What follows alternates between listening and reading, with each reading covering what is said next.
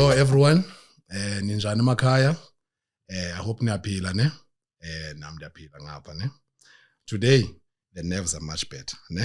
So because I normally forget to introduce myself. So I can say now I know. I think I'm getting used to it a little bit. All right guys, first thing I'm going to do is to introduce myself. Igama lami ngu-Anele Sokapase ne. AKA uta AC. AKA utamapega, inja yegame, inja yempilo, ugabadia. You already know, man. Upunyo kabampete, right? Sure, guys. Thank you, man. Thank you for joining this episode, and thank you for following us, our channel. And I hope Bangabana, you guys are learning a thing or two from this channel. I hope this channel and whatever we are trying to do here, it's serving its purpose, right? Sorry guys, without wasting time, I don't want to talk too much because today I've got a guest on the show. It's not a solo episode, right? So I've got a guest on the show, so I won't be doing most of the talking. I have to give the platform to my guest, right? But like I said, guys, like I always say, if I'm gonna call myself Inja a game, you understand? That means I have to feature isn't just a game when I'm inviting people here. Excuse me. So I have to feature isn't just a game, isn't just impilo. Abantu who are making strides in life, abantu ba achievayo, abantu who are driven, people, men who don't make excuses. You understand? People who've got stories to tell, who've got colorful stories, which is the reason why this gentleman is here. He's here to share his life story, what shaped him to get to where he is, to inspire you, to motivate you, right? Like I always said, his story is kata easy. C1, me by myself. It's not everyone is going to relate to it. That is why I developed my concept and said, okay, you know what? Let me invite other people because God works in different ways. What God did in my life may not work for you or for the next person. So it's very important to and so that we can be able to touch almost everyone, if not everyone. And I would like to take this opportunity before I introduce my guest. So far, the guests that I've been getting, it's only males. Ne? We're trying to inspire everyone. The young girls, they also need this as much as the young boys. You know, we're not discriminating in terms of age. You get what I'm trying to say here, right? The young females, they need a sister to come on the show, right? Women who have made strides, women who have achieved, you know, who have got serious milestones to come on the show. Because, look, remember, now we're going to talk from the male's perspective. You understand? We won't relay that message there, you know, the right way that a female maybe can relate. You understand? So we also need abantu abango mama to come on the show and embrace the show and come here and share their wisdom from a female's perspective. So guys, with that being said, if this show comes across you, please, man, let's make it happen. Reach out to us. Email us, DM me, DM the show. Let's make it happen, right? Sharp. Thank you guys for that. And then let's get to our guest, man. I love this gentleman. You know, he's the first gentleman. I mean, all my guests, they always show interest, right? Don't take this the wrong way. But he's the first guy to say, okay, even if after I've sent him the questions, he was like, you know what, let me add more to whatever. I want to add more because I have more. I have a lot of things to tell. You understand? I have a lot to share. So I like that. I just told him now before we started recording that I love the willingness from him, you know, to show that, you know what, he's willing to come here. First of all, is acknowledging, you know, what we are trying to do. You see the value in what you are doing. So he's more than willing to come and contribute, which is what I encourage you to also do. Come on the show, man. Share your story. Use it for the goodwill, right? So without talking too much, let's get to our guest, right? Let me introduce him quickly. Guys, I'm no Mr. Tumelo Silikane. Ne? Mr. Tumelo Silikane, man, he has a very, you know, I was reading through his portfolio, man. He's got a very impressive and colorful portfolio, you know, and this is what I'm talking about. When I say isn't just a game, isn't just a beer, I'm referring to people like this, you know, and he's quite young. He seems young, you know, for a guy who has this type of portfolio. Let me get to it so that you can believe me. He says, yeah, so I'm going to read it for you. He says, yeah, okay, first of all, he's a family man, so he's married, right? You are married, right? How many kids? One kid. One kid so far. You need to keep up with me. Okay, but we'll talk about it after the show, all right? 3 more to go. We have a mountain to climb. All right, Mr. Tumelo, guys, is a family man, married with 1 kid, as he said. Okay, let me read through, man. Secondly, he's a business leader running a sports research organization called Nelson Sports South Africa, right? I hope I pronounced that one right. And then he sits on the board of South African tourism. There's levels to this, okay? He's also a skilled entrepreneur and is a co-founder of Inspired Doormats. This is where I come in. Guys, you know me about the houses, and I told you, I used to, or I still buy those 2 magazines, the Homeowner and the Habitat, which is about what? Decorating the house, right? So I didn't know why I was, gravitating towards that, but apparently it's into yami decorate. I like nice things. I like yabona nomswengo, looking good, and how I feel like when you decorate a house, it must tell a story. It must show who lives here. You understand? Without me being there, you can tell there will be a picture of Michael Jordan. Oh, okay, so utata lapha sports personality, rugby, soccer, whatever the case. Oh, okay, he's also into 1, 2, 3. You understand? So then, after decorating, while I'm decorating the house, because we just moved into our house like a year ago, right? So I'm like, now, okay, I need a rack here in front of the door. So I'm based on Instagram. No. This is when I come across the Inspired Doormats. And then the rest is history. We'll talk about that one. I'm still doing the intro. I was just putting it in as a side note. So he's a co-founder of Inspired Doormats. And you guys, I'm sure you have seen it on my post, right? Sorry about that. And then is and also a co-founder. Are you a co-founder also, or just a founder of Stira? Is it Stira or Stira? Yeah. Stira. It's called Stira. Okay, Stira app, which were both birthed during COVID. So the Inspired Doormats and Stira app were developed during COVID, right? I just want to get it right. And then lastly, he's also an esteemed thought leader and a keynote speaker, right? Yeah, man, that's a long one. And guys, now you can see already. So you can just tell by his portfolio that he didn't just get there. So he must have accumulated a lot of wisdom, And sonke, guys, what I want you guys to know,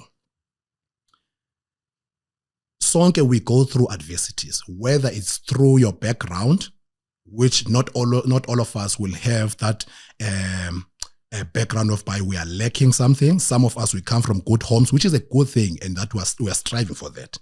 But it doesn't guarantee now when you pursue your career now, you won't face adversity. You understand? So you will face adversity either way, right? This is what I want you guys to understand. Abantu, when they have this colorful portfolio, it doesn't mean they didn't go through it.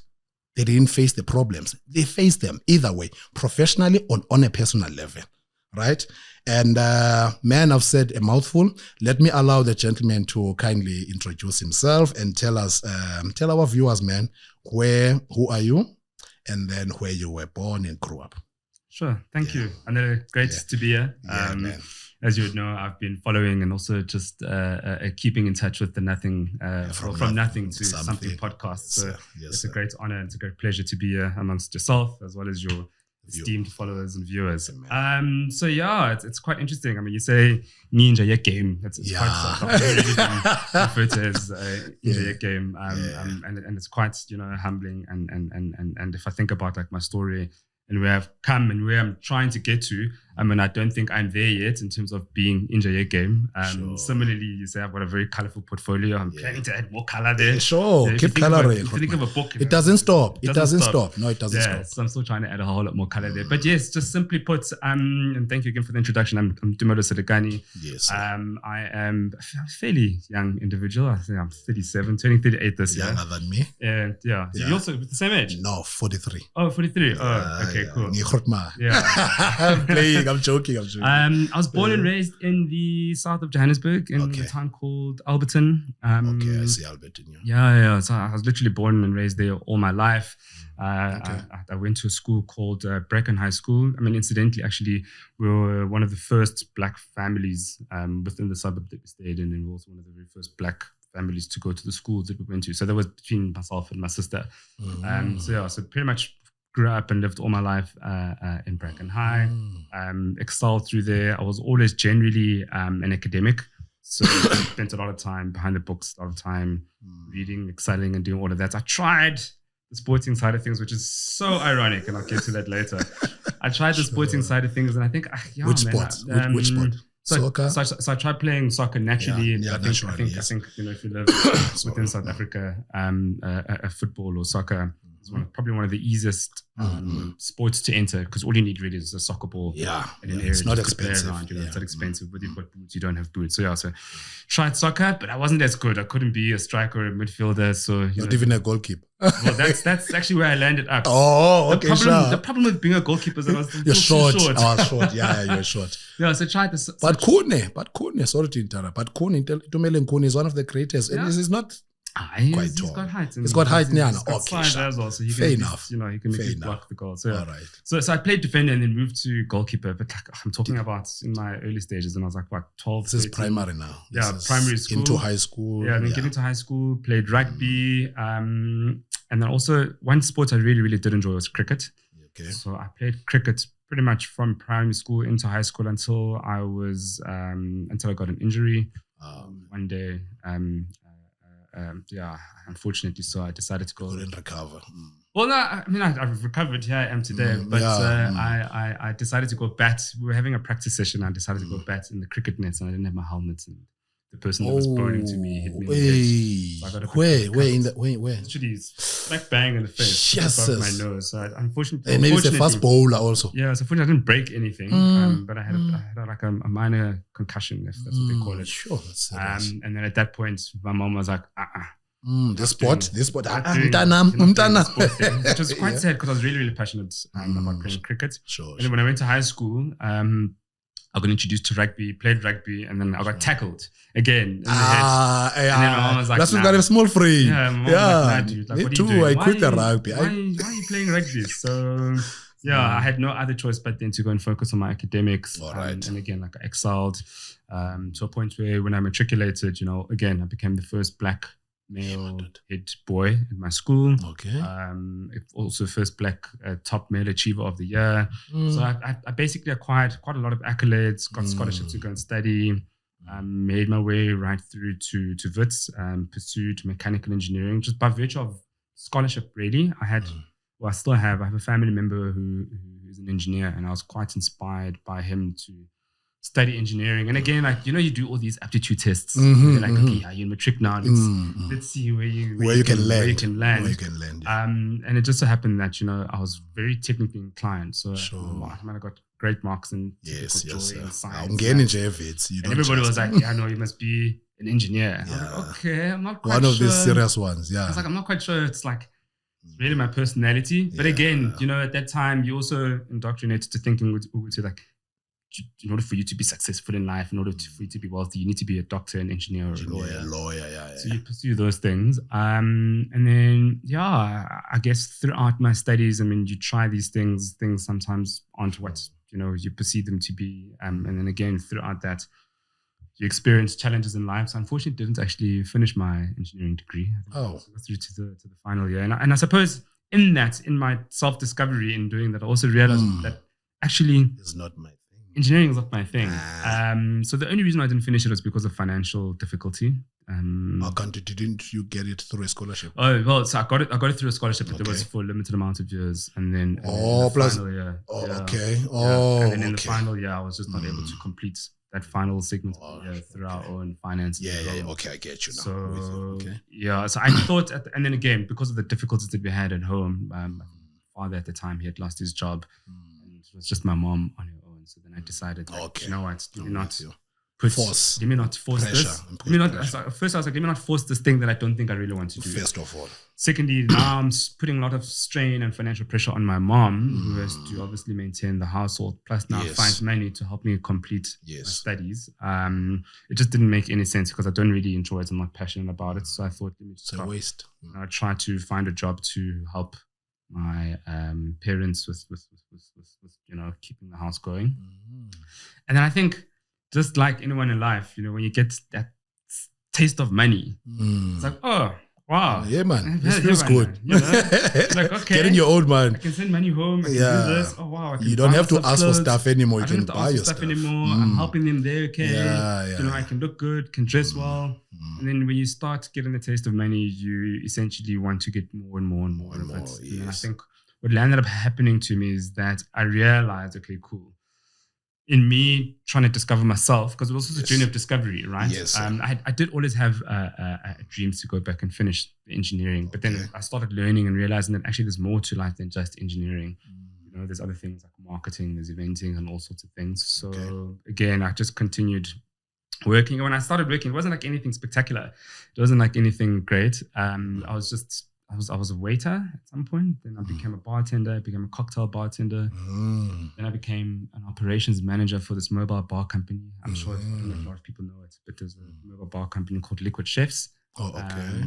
I did that. And then in this journey of discovery, and I forgot to mention actually, when I decided what I wanted to study at Wits, my heart of hearts wanted to do architecture. Okay. I actually wanted to do architecture. The only reason why I didn't do architecture is because I didn't get a scholarship to do architecture. It was very expensive. Oh, plus the finances at home are not that. Yes. So that's why I gravitated just to doing the engineering. Because I knew at least the first 2 to 3 years are covered, And then while I was busy working, and then I discovered aviation. Okay. So I wanted to become we explorer, man. So again, I wanted to become a pilot. And I think I did a few psychometric tests and everything. And I think at the time, one of the disqualifying reasons was eyesight. We don't want. So you need to have perfect. I can't afford to crash, ne? So that was one of the things, and I think again, finances was another thing. But anyways, that didn't really materialize. And then, long story short, through me, and this is like all within like probably like the first 2-3 years of my working career. Then I got headhunted to work for an events and activations agency in Cape Town. Okay. It was a company called Sonic State, and they specialize in like big mass scale activations, working with popular liquor brands. So the likes of like your Heinekens, your Cirocs, and your Johnny Walkers. At the time, they had received a project to basically go and start doing what they call main market activations. So I don't know if your viewers know, but in the eventing or. So sorry, I want to interrupt you there. Yeah. So you had to relocate. So I had to relocate. You've always been around here. I've always been in Joburg. So was it difficult for you because you've always been, and at what age? Around what age now? Because you've been here up to what point? It was probably until the age 25, 26, probably 22. Okay. Between 22, 23. And you are still young to make that. Okay, fine. A lot of people, the reason I'm asking you that, was it an easy thing to leave your comfort zone and go and spread your wings somewhere else, or did it come natural to you? Because a lot of people, they get stuck into their hometown. You understand? No, they get born there, married there, don't there, work there, everything. They are afraid of moving. So did you have any challenge regarding that? It wasn't a big deal? I'll speak to it. So two things happened. So where I was working, I was actually trying to encourage my boss at the time to give me an increase, to promote me or whatever. Yeah. I felt like I wasn't getting paid enough for the amount of work that I do. I was very, very loyal. I was giving him so much for less. And I just felt like I deserved more. Again, it's both. And listen, like me thinking that I deserved more was also fueled by like financial pressures more than anything. Okay. But I just felt like I deserved more, and I felt like he just wasn't hearing me and wasn't recognizing that. So when I got headhunted, it was actually me being headhunted by a client that I was servicing at the time. Okay, yeah. And he was like, listen, dude, I've got this opportunity for you. Do you want to come to Cape Town and do this and that for me? And I was like, okay, cool. I was like, how much are you going to offer me? Then he told me, and I was like, wow, this is like X amount more than what I'm asking my current boss to give me. Sure. And only then when I'm like now trying to resign, that boss, he was like, okay, no, Tim, actually. He wants to counter offer now. And I was like, no, actually, do you know what? For the mere fact that you didn't hear me, I'm realizing that this relationship is not. You didn't take me seriously. Yeah. And but to answer your question directly, sorry, I just need to give a bit of context. But to answer your question directly, the move to Cape Town was always a difficult choice, just naturally, because to your point, you're leaving your comfort zone, you're leaving the area that you've grown up in, you're leaving all the people that you used to being surrounded by. You're leaving your family. Again, like my family, so I've got my parents, and my mom is Zulu, my dad is Sotho. So my dad is from Bloemfontein. My mom is from Pietermaritzburg, KwaZulu-Natal. And we had no family in Cape Town. So I was literally going to move and relocate and be alone. Foreign land. You know, so if like I was moving to Durban or whatever the case might be, I'm like, it's fine because you can family in close by or whatever, you know. So that was always like a difficult one just in terms of understanding that I'm going to be alone. Yes. However, we did have a situation at home at the time, a challenging one. It was family. I mean, you spoke about adversity earlier on, but there was a defining moment at home that I just could not handle, just through certain things that my father did, and again finding out that I had another sister that I never even known outside about. of the home. You know, so now imagine like you're 23 years old and you find out that you've got bombshell, an older sister, and there was just a bit of. How many siblings you have again? So I've got two siblings. Okay, and it's two half sisters, but the one sister I grew up with all my life. Yes, and I always thought that she was my sister. But then I guess that defining moment in my life, that's when you find out this hard truth, you know. Yes. And I guess for me, I just felt lied to. I just felt like, like what is this family structure that I've grown up in? To reveal, And unfortunately, like that's when the home environment and the family environment broke down.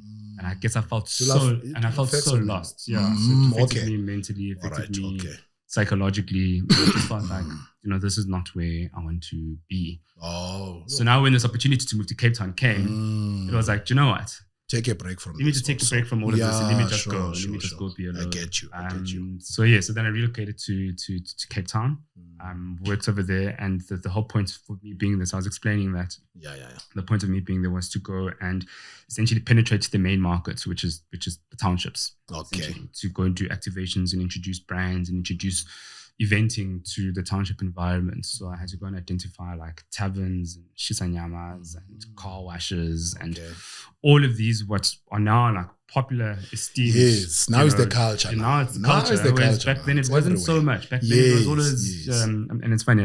You couldn't get the people from the burbs to go there before. Now it's like it's a funny story. Like there's a spot. And the reason that's coming to me is because obviously your name's Ace.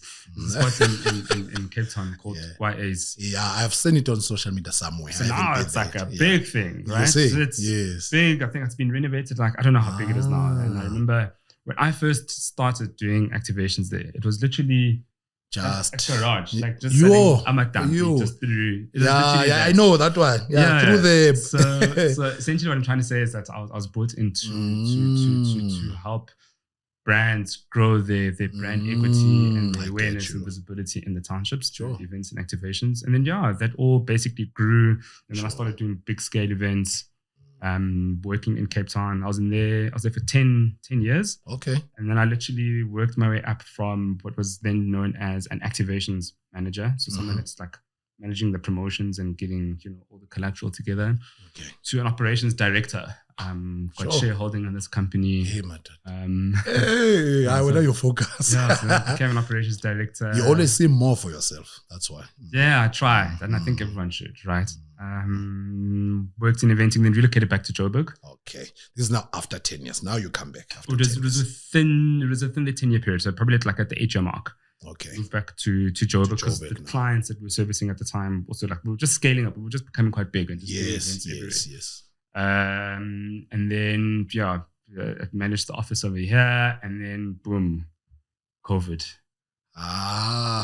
It affected a lot of us, man. Yeah, so me too. It affected. I've got COVID stories, So imagine like now your whole life has been centered around being in the hospitality industry. Post coming out of like an engineering degree in engineering studies. No, and again, I haven't really spoken much about studies, but I also acquired. Did a lot of other courses around digital marketing, and event management, and project management. So there were also things that I also did to supplement.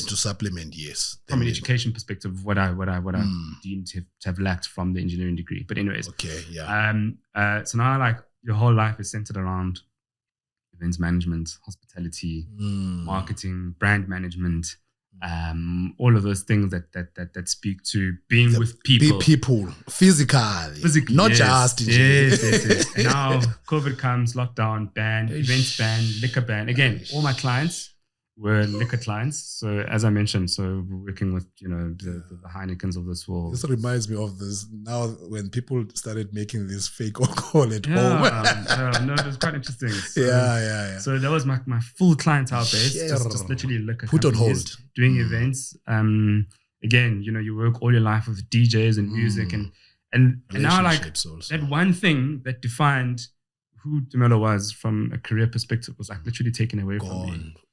Gone. And you don't know for how long. At that point in time. At that point in time, we didn't know for how long. And obviously we tried to pivot. I mean, we were doing those home parties or whatever they're called, where you stream and DJs were playing at home and you book a DJ. Yeah. And I remember the Shimza. Yeah, he did something. I remember. There was something that we had also introduced where we basically threw a party from DJs' homes. So I sent studio equipment to like Devon Gogo's house and a number of DJs. So a number of DJs and like Shoma Josie and whatever. And they're basically emceeing a party and the DJs would mix from their homes and then like the next DJ slot they would like mix into the next DJ slot, but that DJ is playing from his home. And how were you streaming that? It was all live streamed and then so we'd have teams in their homes with just equipment and then it would all basically be uploaded into a central place. And then we would do video mixing of all of those content pieces that stream that out live onto a common platform. So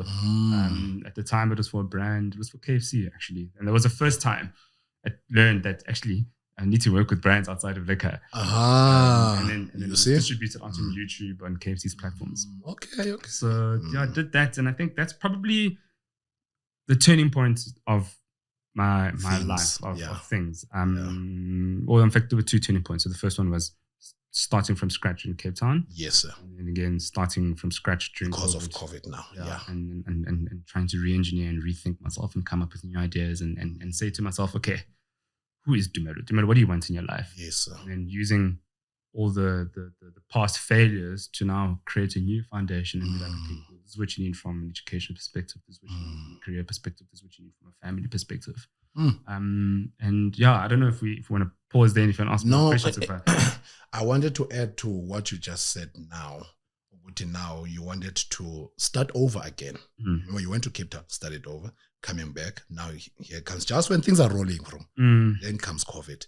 What I wanted to say this in the end, whereby I have this segment, the closing segment, whereby is we talk about things that we've learned from our guest. But I think it's worth us just mentioning in between, right?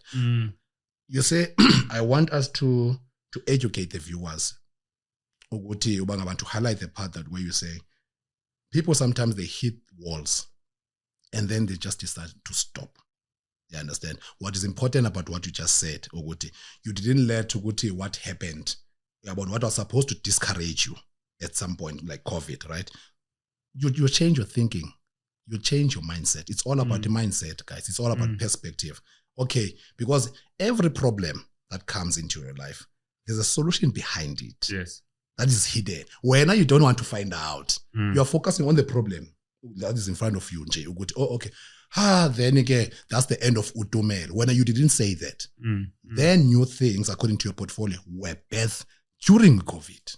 You see what I'm saying? So I just wanted to highlight that part as we are going. And I think the other important thing to mention, in fact, my wife reminded me of this just a few days ago when we were just talking, reflecting on our lives, is that you can always start over. That's what I wanted to say. So number one, you can always start over. You can always start over. It's never really even after failures, you can always start over. That's what I wanted to highlight. And number two is that I think what helped me throughout everything, and again, like I just touched on having challenges in my family life, growing up. Yes. is that what those challenges taught me was to always be resilient. So despite whatever challenge might come your way, despite how difficult it is, despite whatever, it's like, just like work through it, man. They are there to shape you. You know, just work through it. They're not there to kill you. The storm will come, there'll be lightning, there'll be, like, it's funny, I have to jump and talk about Joburg. Joburg been reading every single day for how long. The storm will come, but at some point, the rainbow will always come at the end of it. Tumelo, can I interrupt you? From those storms, you said it breeds resilience, right? Your true character, the only thing that will bring out that, which is I always say, you must know yourself. The only thing that will bring out that, it's not the good times in life. It's through adversity. Unfortunately, this is how things work. God works in us using the adversity. You say you want to be wise. He gives you a problem to solve. He doesn't just say, boom, there's the wisdom. No, he gives you, okay, solve this then. And he gives you a small problem. You solve it, you're becoming wiser and wiser. Bigger problem, wiser and wiser. So you are given adversity. You understand what I'm saying? You are given a problem. Then you guys, remove this thing. Remove this thing that is blinding your eyes. And then there's a solution behind it. And the beauty behind... Don't look at adversity now as a curse. That's what I'm trying to say. Exactly. And the beauty behind facing challenges and facing problems. Especially, okay, so there's two ways you can go about it. You know, you might face problems or adversity and you might not learn from it. So but what happens is you'll get stuck in that same chain of problems. You know, so someone who has got a drinking problem, if they don't learn about finding a way to get out of this drinking problem, will constantly have this drinking problem. But the beauty behind it is that if you basically have a drinking problem and you learn from having the drinking problem, you then know how to conquer that. And then now you might have other challenges and other problems that you face. But basically, you get, as you learn how to problem solve, you get a big and a wide perspective of various things. And that's how you grow as an individual, because you realize... How you do one thing, it's how you do everything. Yes, and you get this great perspective on how to solve various things and various challenges in your life. You said your wife said something. That's where you were.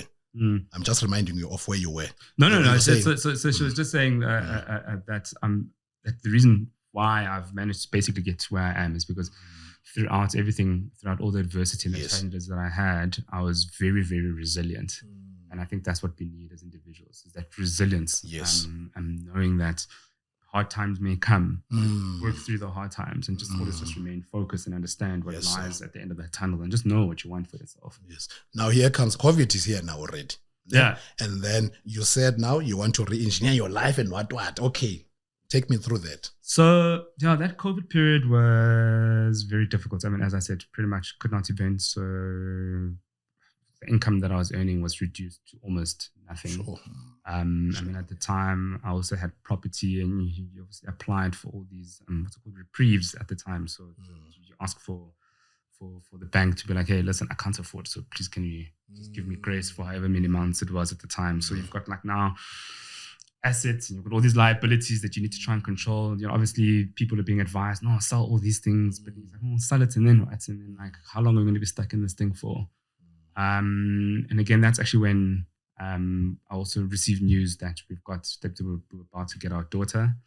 Now like you're like, oh, and because I remember like when we found out that like, you know, my daughter was on the way, I was like, wow, it's beautiful. It was like an amazing thing. You want to celebrate it. Well. But at the same time, you know, the dark cloud. You think in the back of your mind, you're like, sheepers, how is this going to happen? Bad timing now. And fortunately for me at the time, so my wife, she's a doctor, so she was working. Shame, so at least like the household was still able to function. Even though I was in a bit of like a slump. And again, mentally, psychologically, emotionally. You are a provider, Pen. Remember, you're head of the family. And again, like, this problem is not unique to me. I mean, probably everybody felt like they were in a slump in COVID, but I'm just sharing my experience. And then I tried a number of things in terms of, okay, cool, well, what can I do to get out of it? I think I also tried online teaching. I remember applying for being a proofreader. I can't remember what it was, but like there was like some website where people would upload like documents and things, and you could proofread and you can edit them and you submit them, and when you submit them, you get paid. So it was like a lot of random stuff. You know, and I don't think it's enough. I'm like, no, I'm doing better than this. Like, this should be something. Where's the real domain? Where's the real domain? One of my business partners. So now I'm actually talking to you about how the two businesses. Ideas came to light.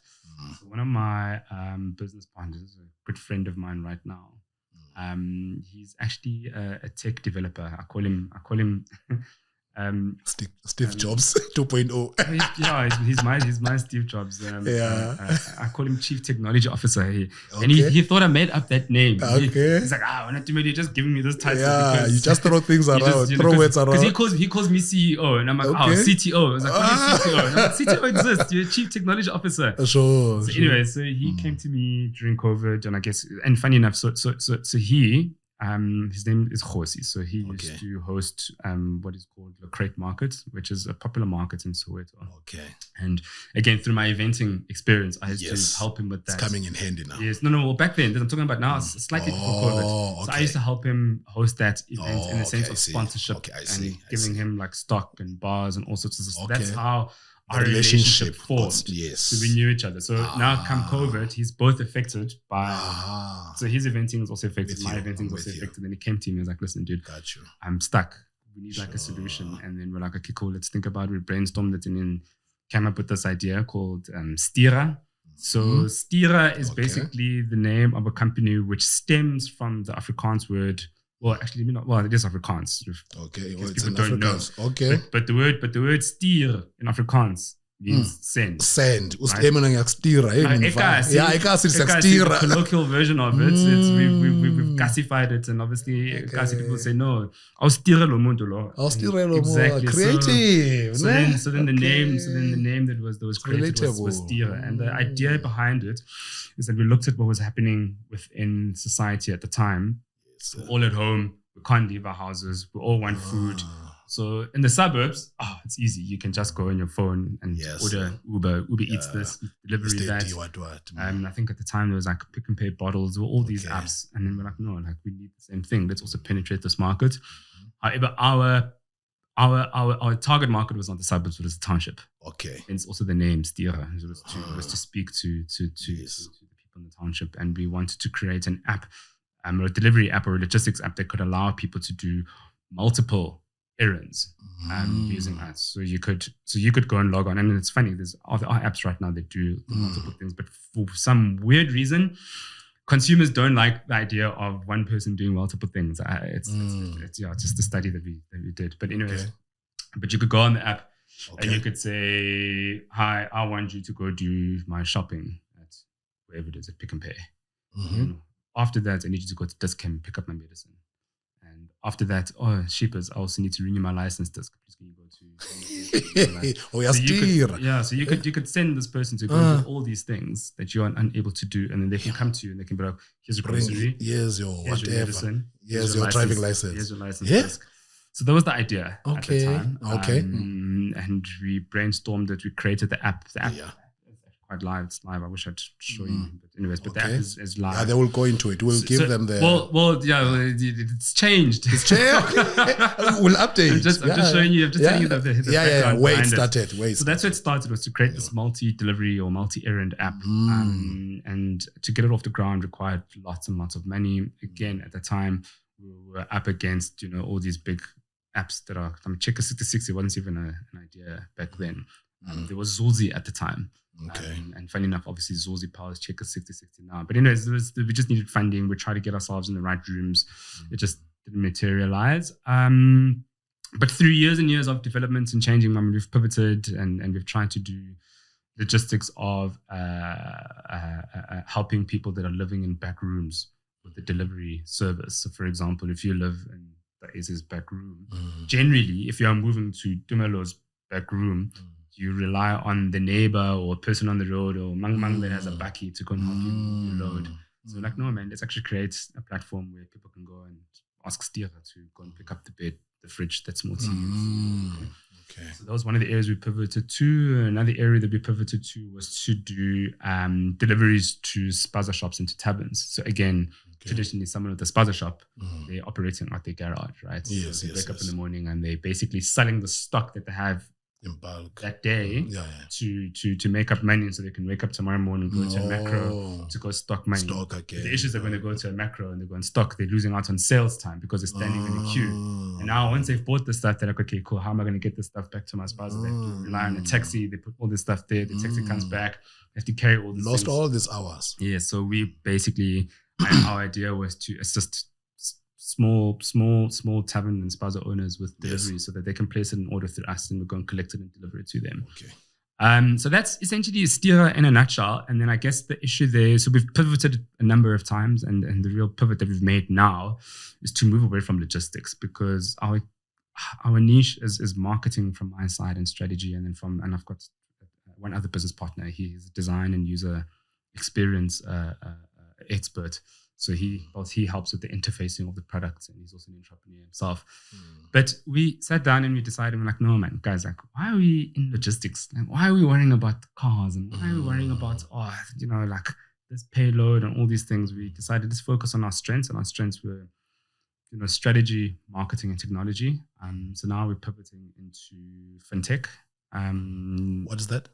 Financial technology. Oh, okay. So like mobile money. Yeah. So I can't reveal too much now, but you're still developing stages. Yeah. So we're evolving into fintech and we've got an idea. But all in all, the idea behind Steerer is to digitize the township economy. And hence I'm bringing back the technology aspects of it and not the logistics aspect. We want to be able to digitize to remove this the cash transactions in the township and make digital transactions. Because why must we be left behind? Why do people in the township, why can't they excluded? Why can't they live and function the way people are functioning in the suburbs and in the rest of the world? And unfortunately, if we do not introduce these things and these ways of lives into the township economy, it will forever remain behind. And again, there's also other things that we've considered. There's also like a safety aspect of it as well. Yes. Imagine like a spaza shop holding 1 million rand, and now they can easily be held up, and they can. But if you go and you digitize that money, so that's our current thinking. Sure. So that was Steerer. And then Inspired Doormat. Come to Inspired Doormat. It's my favorite. Wow. The reason why it's his favorite. I've got the stuff there in the house. So Inspired Doormats, how that was. Before you start, let me just say, I've got 2 rugs for the podcast. I ordered 2 rugs for the podcast. You've got 2, the large one, the large size. You've got 2. So he's got very 2. Nice. In total, you've got 4 mats from us. 4 mats. Oh, yes. Guys, we understand. It's a supporter. I understand my customers. So in total, you've ordered 4 from us. So you've got 2 for the podcast. Yes. And then you've got 2 for your that home. says welcome to the Sokapase residence. Yes. I ordered 2 of the same thing. Yes. Then we started the podcast. Then I was like to my wife, we're starting to pray. Now, creative, Luta Ace, loving deco, personal touch. Yes. I was like, boom. Yes, exactly. Which is in my house now. It's on the door there.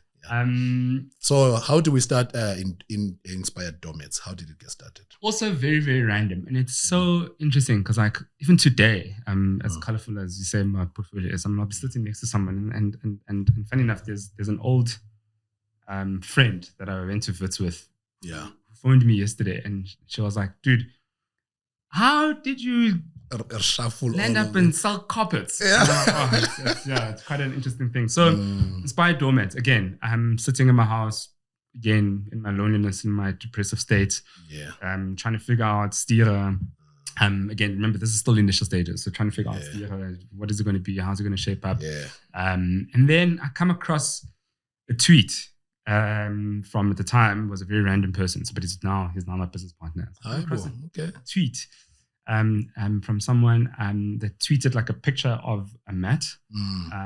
And he says, "Hi guys, does anybody know where I can make this thing?" So I look at it, and then me being quite arrogant in my ways, and me also, so my arrogance was justified by the fact that like when I was eventing, there was nothing that I could not do. I'd always like, my clients would like dream of like the biggest things. I'd be like, yeah, sure, client, I can do that for you. Sure, let's sign the deal. Then I go back to the office. I'd be like, sure, guys, I've just said to this client that this is what we can do.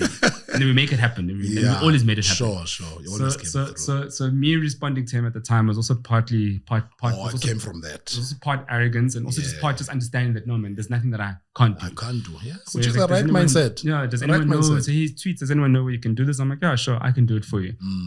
And he's like, okay, cool. How much would you sell it to me for? And I was like, okay. I was like, that's an interesting question. Yeah. So then I was like, okay, let me actually figure out now how I sell this thing. So then I went and I did my research and I figured out like, where can I do this? And then found a factory, found a service provider, and then basically did the research. Okay, cool. What materials exist? What do we need to do this thing? Why?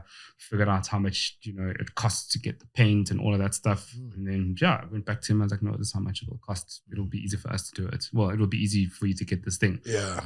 And then it's like, okay, cool. So I'm like, well, why are you asking? Like, why are you saying, okay, cool? I thought you want this. Yeah, you want. And then like the conversation went deeper and it basically went to a point where it's like, no, I actually want to sell these myself. I was like, oh, wow. Okay. And then we decided to then partner up. We're like, okay, cool. Well, since I know where we can get it, we've got that covered. And he's a graphic designer by trade. Oh, okay. So he designs all the messages and the writing and the designs that we put on the carpet. Yes. And we basically fused our skills and expertise. Yes, sir. Again, I also had the marketing and the strategic background. Makes sense. So he at the time also had one or two other. In fact, he had a graphic design business. He still has it actually. So he has a graphic design business. Sorry, my business partner's name is Gonoto. Just by the way, I don't want to talk about this fictitious person. Gonoto. So he has a graphic design business, and while he was running that, we were running this at the same time. And ironically, I remember like our first year of business, it was just, us just selling mats to our friends. Which year now is this? The Inspired Domit. Which year? 2021-ish? Because 2020 was COVID, remember? So are you into 2021? 2021. So it was 2021. Yeah. So it was 2021, first year of really operating in business. At the time, didn't register the business name. It was just hearsay. It's like, hey, people that come to my house see this mat that's personalized at my door. Hey, how do I get this thing? Selling a few mats to family. So like I think in our first year in total, from January to February, we sold about 40 mats. And then the second year we doubled it, sold it to 80 mats, sold 80 mats. And again, it's because like I just started like advertising a bit more on my social media profile. And then like in that year, I said to Konat, I was like, dude, what do we want from this thing? Like, what are we doing here? I was like, this thing can't be a side hustle, man. Why? Let's formalize it. Let's go big or go home. Formalize it. And then that's when we started thinking around registering a business name and making it like a big thing. We had a big goal as well from a target that we wanted to chase in terms of revenue and how much we wanted to achieve that year. And then we went from selling 80 doormats in year 2 to selling, I think it was like 380. Sure. In year 3. And then in year 4, we doubled again from 380 to 790. Sure. So every year, so it was scaling, being different, being strategic, using the, as I said, the marketing expertise. Yes. My business partner is very strict with me. So I'm like the dreamer, and I'm not saying like he's not, but like I'm like the dreamer. Like, no, let's do it. One. Let's do this. Like, let's try it. Let's do this. Remember, Mr. I can do it all. Attitude. Yeah. And he's like, Tumelo, but it'll cost us money. Relax. Or he always puts me in check, and my wife always says to me, "It's like Tumelo, Gonato is probably like the best business partner you've ever had because the two of you make a great team. You complement each other. We really complement each other. Yes. And like we often are challenging each other around like why we want to do this or if we do that, this is how it affects us, and we're constantly convincing each other of things. Sometimes we do naturally just meet in the middle ground, but we realize that we need both our skill sets in order for the business to thrive as it has. And I'm not saying we haven't made mistakes. I mean, we have made mistakes here and there, but I think naturally we complement each other very, very well. One thing I would like to add to that as another thing I've learned. I'm learning things from you as you are speaking, what type of a person you are. You sound like you don't have this, because up to this point in your story, you have achieved a couple of milestones. You have made things happen and achieved them. They didn't just fail. You failed. Some of them failed, but in between. But the ones you've mentioned, you have achieved a couple of things. But you keep going, man. So meaning When you don't have this, I have arrived attitude, mindset. Every time you achieve something, you don't have that, which is killing a lot of people. Once someone conquers something and then they start making money, maybe let's say now they've achieved this, they've got this nice car, they've got their house from this thing, I don't know, whatever, whether it's a job or it's a business, right? We tend to be complacent. Yeah. You don't have that. That's the other lesson I want you guys, because I'm going to forget this by the end of the show. That's why I need to just do side notes in between. Yeah. You don't have that complacency in your system. Yeah. You don't have it. Because you are driven, you keep going, you achieve, then let's do the next thing. Yeah. I mean, it's quite interesting that you are able to identify that. So I think naturally, listen, let's not forget, like we're all humans, right? Yes, sir. I think naturally we do all have an element of like natural complacency when we are comfortable. Yes, sir. Right. And sometimes it just takes just a little bit of a knock to be like, hey, remember, watch yourself. Watch yourself. Remember when you were doing this? Don't get comfortable. COVID, remember when you thought that you this operations director and this eventing thing, and then COVID came? So don't relax. You just get all these reminders. So that's that one thing. You get reminders. So luckily, because I've gone through adversity and I've had all these experiences, I've also like made mental notes or just written notes of, okay, cool, you need to diversify your portfolio in case this and this and that happens. So that's like the one thing that has obviously come through in terms of lessons. But I think from a complacency point of view, when you find comfort, you know, it's important to always yearn for more. Yes. Because you become comfortable, you reach this like natural state, and then you're like, okay, well, now what? It's good to enjoy the fruits of your labor at that time. Celebrate, but get over it soon. Get over that phase of hey, let's pop bottles and celebrate, but get over it. That phase. Don't stay there forever. Yeah, no, it's true. So I mean, I don't want to like lie to you and say I don't think I've ever been complacent. Like, there's never been a moment of being complacent in my life. Might have been, but it's not what. It's not like what I'm striving for. I'm constantly trying to be better. Yes. What I am at the moment. Exactly, sir. And that's what keeps me going. Actually. Yes, sir. No, man, you know what? You've said, thank you for all of that. Thank you for all that wisdom, and thank you for sharing your story, man, willingly so far. But what I want us to go into now is the values that make up a person to so-called successful. What you need, how you need to, your mindset, your personality, your thoughts, what you say, matters, your beliefs, your belief system, all these principles and values. So there's values and principles that make up Utumelo to be who he is. What drove him to that point? It was not only your drive, but there's other values and principles that were in place, things that you believe in. You understand? So some of these questions now are around that, right? So one of them, let's say, will be how important is the company you keep? Like, your circle, friends, whether it's family or even your spouse. Yeah. How important to have the right people around you, which will, I believe you can agree when I say, can they affect your frame of mind and how you look at things and how you dream even. How important, because you are a dreamer when you're a person who's driven. So it must be very important to avoid the distractions to avoid such people. No, true. Yeah, who are negative and toxic. How important is this? I would unequivocally say like it's extremely important. And in fact, there's a quote by a motivational speaker. I might get his name wrong, but I think his name is John Ronan. Yeah. Who says that you become the average of the 5 people that you spend time with the most. Yeah. And that's quite powerful if you think about it, because indirectly, like without having thought that, you sit down, you're like, sure, I'm gonna spend time with whoever it is. I spend time with my wife. I spend time with my business partner. I spend time with this person. I spend time with this person. And all these people that I spend my time with, they are successful in their own respects. Or I like them because this one is very disciplined. Or I like them because this one is very focused. This one is like money driven. Yes, sir. And because I spend my time with all these people, those are the things that we talk about. Those are the things that we discuss. Those are the things. And your mind gets coated with that. You're constantly learning from these people all the time, and you land up becoming that. And I think for me, I want to take it a step further. Is that like, not only do you become an average of the 5 people that you spend, your time with, but you also influence those people. So it's also important for you just not to always be a taker of the knowledge and the wisdom that you get from them. But you have to sit down and be like, you know what? What am I contributing? I'm going to say I'm Daisa's friend. Like, what am I also giving you?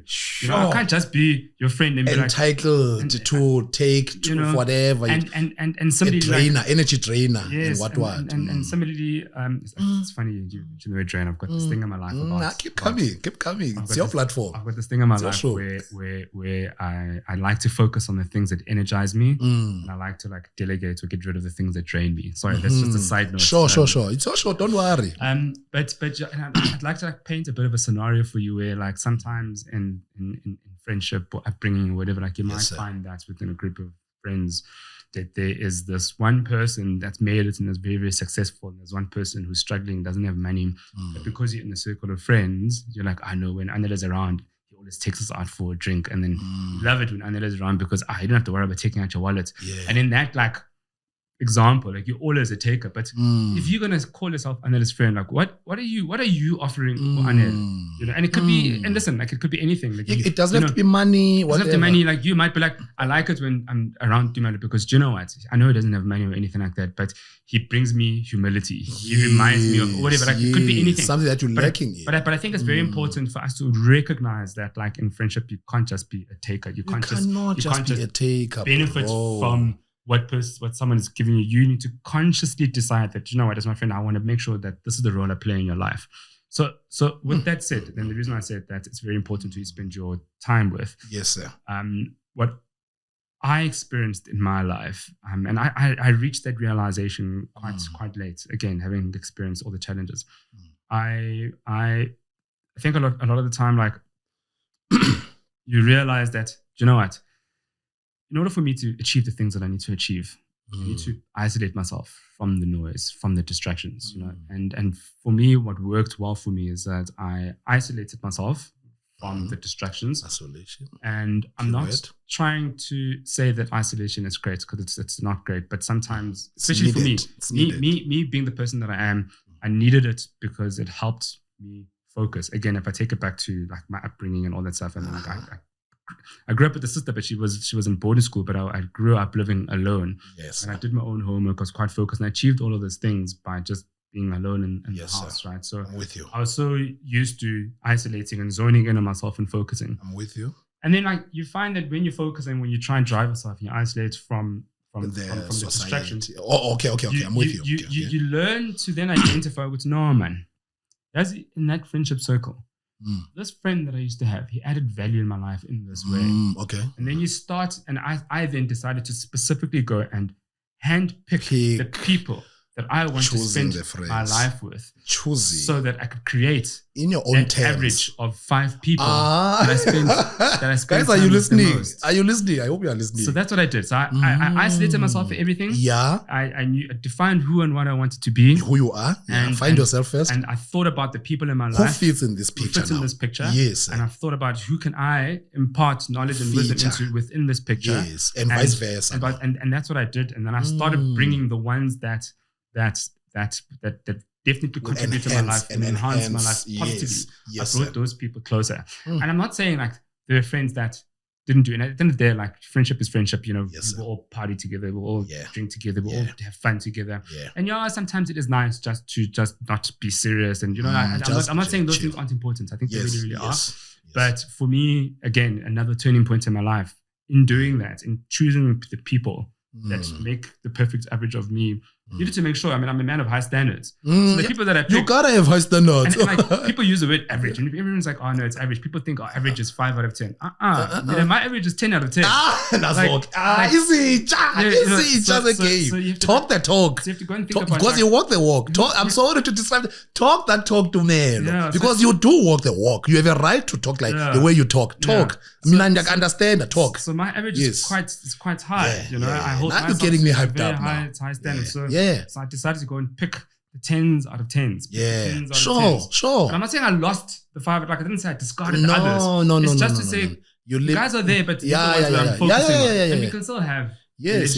You serve this purpose. You serve this purpose. Yeah, and again, for me, it's about like defining what is friendship. You know, like again, as children or as kids, we get taught to think that, or rather, we acquire friends because we live in the same neighborhood, or because we walk to school together. Yeah, now church, we have friends. So we we get friends by virtue of our circumstances. We're always together, and our environment. It equates to this. When you grow up and when you get old, when you get access to things and whatever, and when you experience the things that you've experienced and you've seen things, you have the capability and ability to sit down and choose the friends that you want to be with. You know, similarly, when it comes to choosing a life partner, a wife or a girlfriend, you know, as men and women, we date. Dating is shopping. Okay, yes. Dating is shopping. I'm gonna shop right. We're shopping for our perfect partner. You know? Obviously, to a very large degree, a lot of that shopping is based on aesthetics, physical appearance, sexual attraction, and whatever. But the older you get in life, you realize that, this life or this person that I want to call my girlfriend, you know, if she's really going to be my girlfriend, it's not going to be a 3-month, 6-month thing. It might ultimately become marriage. 2 years. Then you start thinking, okay, when I get married, when I have a child with this person, what values do I want out of this person? So if at the time my girlfriend is bad, I hate using that term, but if my girlfriend is a bad and all she wants to do is just club and party, I must think to myself, slay queen. Do I want a baddie or a slay queen or whatever? Well, she's going to raise her children. I mean, she might not even want children. I'm just saying. I'm with you. So you have to start thinking about these things. Is this what I want for the rest of my life? And if that's what you want as well, even you as a gent, you also want to be a slay king or whatever it is, or a blesser. Then you guys can make the perfect couple because that's what you guys want. But as long as you know what you want. As long as you know what you want. So it's about like shopping and defining what you want in your life. Yes, sir. So in choosing a partner, you choose a girlfriend or whatever it is that has values and principles and things that you want for your life. And again, when you choose a partner, don't just choose someone that, what's the word? The word slips my mind. But don't find someone that comforts you for that, that fulfills you for that short period or for that. It must be a tick box exercise. Yes. Again, speaking about my average is 10 out of 10. So she must also be a 10 out of 10. Not just in looks, but also. Actually, I'm not 10 out of 10 of looks. Looks, yes. 10 out of 10 out not of just everything. Looks. Yeah, all everything. Personality, emotion, love, psyche, all of that. She has to be, you know, so again, speaking about the average, you become the average of the 5 people you spend the most. So I spend a lot of time with my wife. I spend a lot of time with my business partners. I spend a lot of time with, you know, a few select friends. And that for me is so important because it sculpts who and what you become. They impart into your life, you impart into their life. But for you to be able to do all the speaking that you just talked about, I just want to highlight that part when he says, but the starting point is you need to find yourself first. Who is Tumelo? Well, at least that's what you don't just pick friends to do what? To fit what picture? You understand? So no, that's a great. Just point out something which again fits into COVID, because I think during COVID I touched on just stira and inspired doormats. Yes, sir. And something else which happened to me was me then like stepping away completely from events. Yes. Because again, like when I did events, I was constantly in the limelight. I was at the center of attention. I was that guy, you know, I was popular amongst DJs, didn't it get to your owners. Head? To some degree, I suppose to some degree it did get to my head. You know, I could go anywhere. I could sit anywhere. I could get any VIP table. What VIP? You know, access to anything, anytime. Yeah, powerful people. At some point it did, and that's why for me, like me needing to isolate myself from all of that noise and all those distractions, and actually really identify. Oh wait, I actually had friends or people because I gave them access to these things. But now that I've isolated myself, and now that I'm going through this, I no longer have those people anymore. That through that isolation. In finding myself, I also then decided to change jobs and move away from the eventing side and remind myself, you used to be an academic. So take up this academic side of yourself again. And that's how I then landed up at Nielsen Sports South Africa, which is a sports research data-driven agency. So now that then speaks through to how I started with Nielsen Sports and where I am today. So again, so I needed to isolate myself from all of that to help me focus on this new venture that I'm taking in life. he's been saying isolation. Isolated myself. Guys, that's a very important thing. Isolation. You see that word? He's been saying isolation. I had to isolate. Guys, you cannot, if you want to find yourself, Uta Ace always encourages you to find yourself. You cannot find yourself. I don't care who you are. You cannot find yourself if you are surrounded by a crowd of people at all times. How are you going to do that? There's a lot of noise around you. We're going to talk about God later. But now also, when God wants to reach out to you, how are you going to, because it's a soft voice. It's something internal. How are you going to hear that voice? You understand? So, one, finding yourself, number two, and then God ufika la quiet, be quiet before he can talk to you. But when usembandleni, useklapini, usePPP, you have 20 friends. 15 or 18 of them, they don't serve the purpose. You talked about picking friends, the right friends. After, when you come out of your isolation, I think we have a similar mindset, which leads to my next question also. Because when I came out of my isolation stages, isolation does not mean you're no longer socializing with people. Let's get that thing clear. Not physical, but you're taking time to focus on yourself. You understand? You improve in personal development. You start focusing, you change your habits. That's isolation. Doing things with yourself, paying attention to yourself, right? So with that isolation, because now to be successful also, or pursue that those goals you're talking about, you have to be locked in. You were locked in, yes. Now, success, it comes at a cost, Grootman. Did it cost you anything in terms of relationships? I don't know. Maybe you lost a partner that you thought were and maybe at some point, I don't know. Now, but you couldn't see eye to eye in terms of the vision. As the man, you bring the vision, then she couldn't just get it. She just wanted the vibes. Yeah. Friends, the day ones, the day ones. Remember the day ones, because they say you grow when you get the days twos sometimes. Because the day ones, they are just there to represent the past. They always, when you guys gather, you always talk about the past most of the time. High school. We're no longer in tertiary now. So it day twos, when you meet them, you're talking forward. Right? So have you lost any day ones? Family members. Did it affect you regarding your family in Tontoni? Did it cause any frictions that you are growing into this driven tumelo that you are talking about? Have you lost anything? Did it cost? What did it cost you? What did you have to sacrifice also? Was that isolation? Trust me. So for me, that isolation is pruning. Bro. I think it's pruning. Yeah, getting rid of things so if you consider how I said that I was the it guy and I was surrounded by a lot of people, distractions. People would call me for all these things. Yeah. That isolation was probably the first step of sacrifice from what I was used to and from what you were used to, from what defined me. And I guess it was a necessary thing that I needed to do without knowing that I needed to do it. And through isolation, I'm sorry I keep using the word, and again, there's lots of negative connotations with isolation. I don't want it to come across that way. But through, and maybe I shouldn't use the word isolation. Maybe I should use the word focus. I decided to zone in and focus.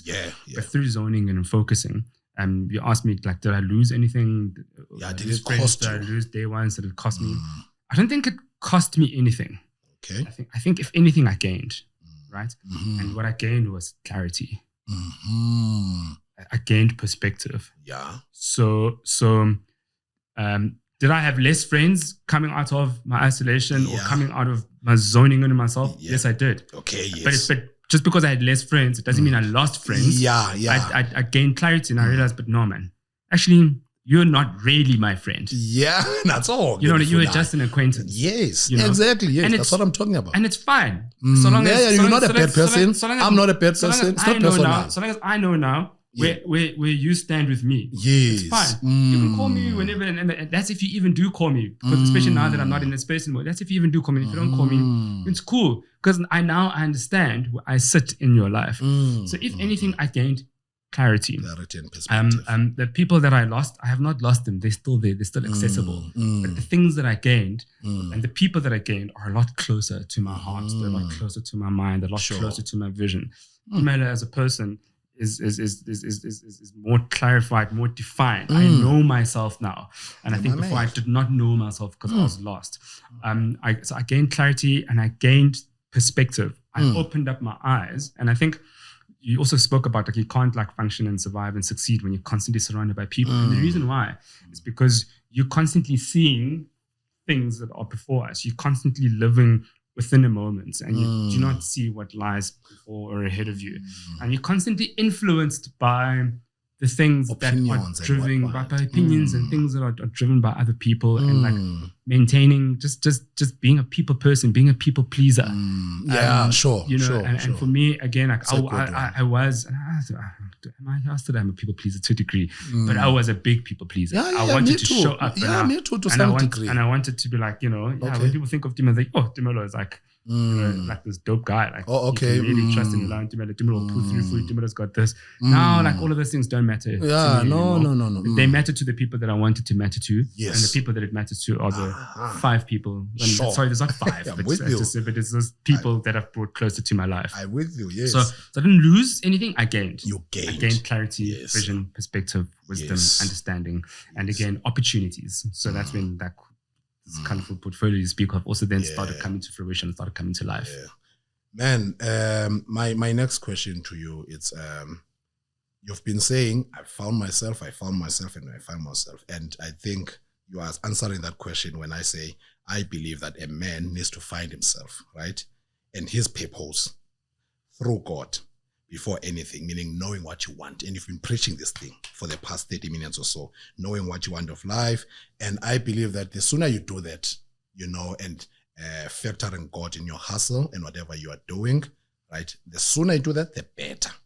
Because it's supposed to be I believe, is supposed to be there to guide you, right? That relationship is, you've mentioned your circle, how important it is and how you manage to handpick them. How about God? So I'd like to think that I've got a unique relationship and understanding of my relationship with God. So first and foremost, let me rather say, like, I wouldn't specifically per se say that God influences every single decision in my life. And I'll tell you why I say that. Okay. So number one, so I grew up in a household that is a believer of God. So I went to church, I'm Christian. Yes, a lot of my values and principles are based on the Bible. A lot of family members around me are Christians. So a lot of the decisions in my life growing up were influenced by, the Bible and by God. Yes, sir. And I think I reached a point where I had to try and formulate my own relationship with God versus being influenced by others. Have your own version of how you're gonna know this God now. Yeah. And I think for me, I think for me, it's important to believe in a higher power. Yes, sir. Believing in a higher power allows you to believe spiritually within yourself, and it allows you to also form self-belief. So in me saying, no, I can do this. I can do this because there's a higher power that I know that has done things that are also beyond it in my control. Yes, sir. Again, like I always speak about luck. I tell my wife that I sometimes think I'm quite lucky. She's like, no, you're not lucky. You worked to get to where you are. Like, you did this. And again, like for me, I guess for me, the part that's probably controlled or defined by this higher being or by higher power is when luck intersects with hard work, great results, the preparation come to fruition and preparation and opportunity. Yes. And I think obviously God has a piece to play. So to answer the question, so I think it's good to have sense of spirituality, and it's good to have a sense of belief in self that is maybe influenced by a higher being. But to outrightly say to you that, like, I have religious practices every single day and I go to church every single Sunday, I'd be lying to you. However, like my wife, she is a believer. She reads the Bible. Yeah, man. And again, like we having a little one now, we understand how important it is for us to also raise our daughter in the same principles and manners that we were raised, understanding the Bible and understanding that and helping her form a life with a belief in a higher power. And that's essentially, what our vision and what our vision is for our lives over the next coming years. Let's talk about marriage. Your wife is one of those 5 people or whatever, right? And I'm sure she's number 1 there, right? Yes. Sharp. Let's talk about marriage. Hey, how do I want to ask this? Okay, let me read it from here first, because now I've got this. All right.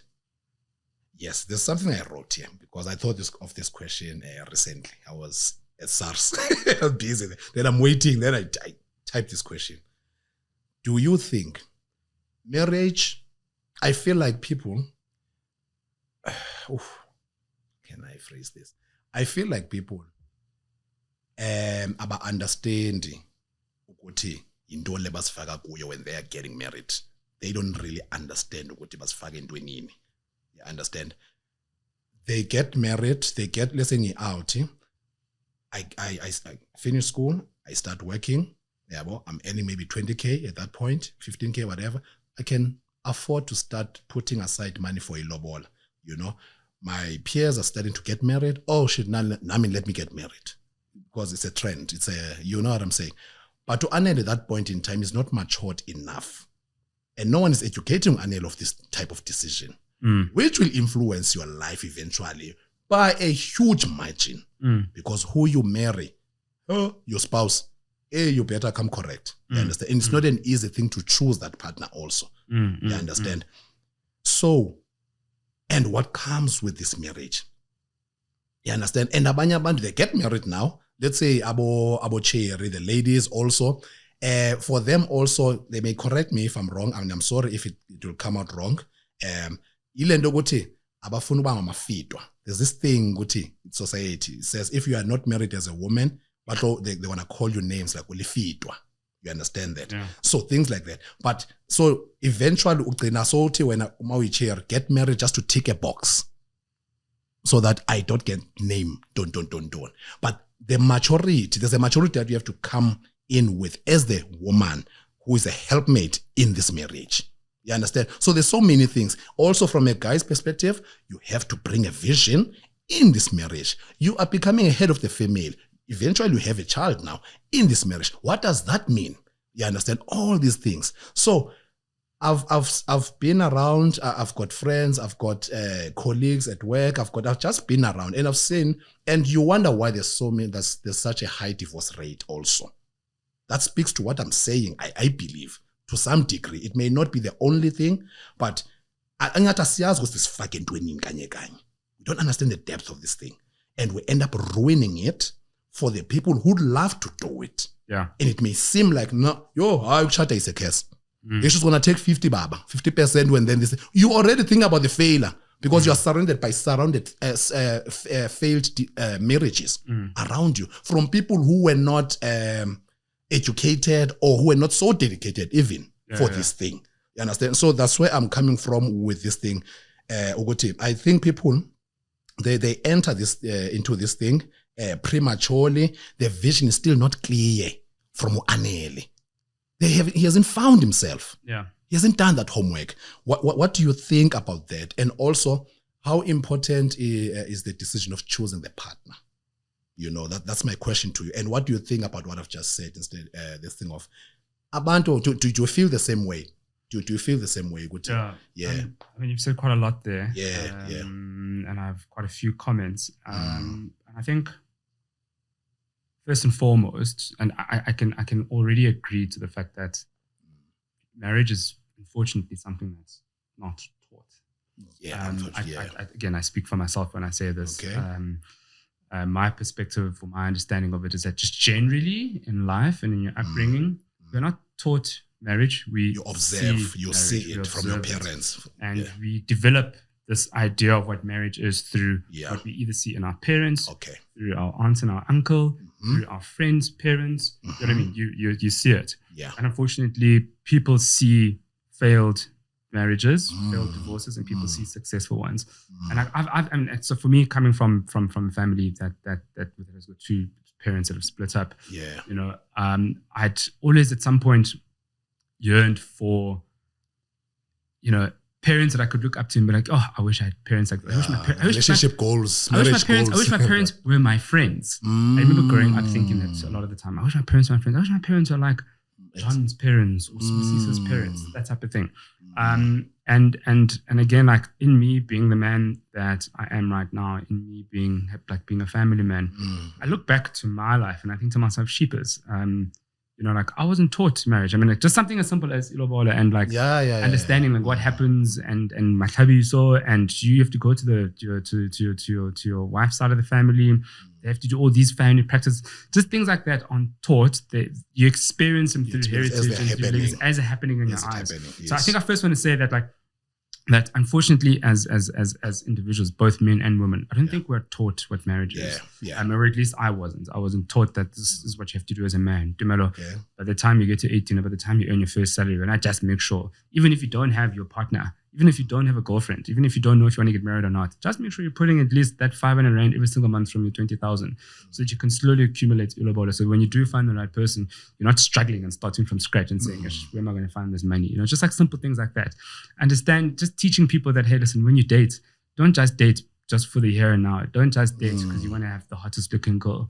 Date because you want someone that you could potentially have a future with. Otherwise, you're just wasting all those years. So I think it's very, very important that I'm still young. I can just afford to. So I think it's very, very important to instill all these values and principles.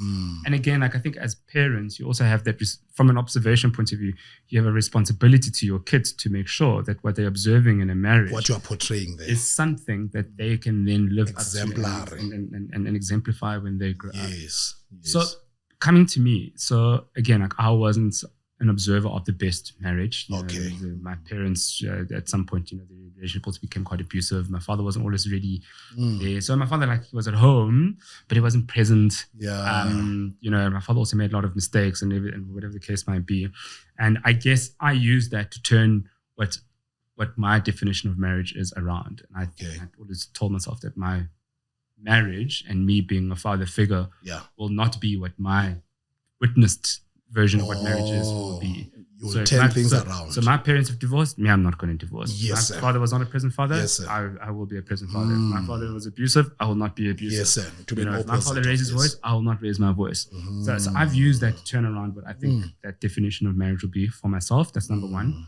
And number two, because I know that I am not experienced in marriage, because I know that I do not know what marriage is, it's important for me to make my wife or my wife to be know and understand that, hey, listen, this thing that we're going into, I know marriages traditionally are centered around the fact that a man leads the household, and all of that stuff. I'm saying to you, baby, when we go into this thing, we're going into it together.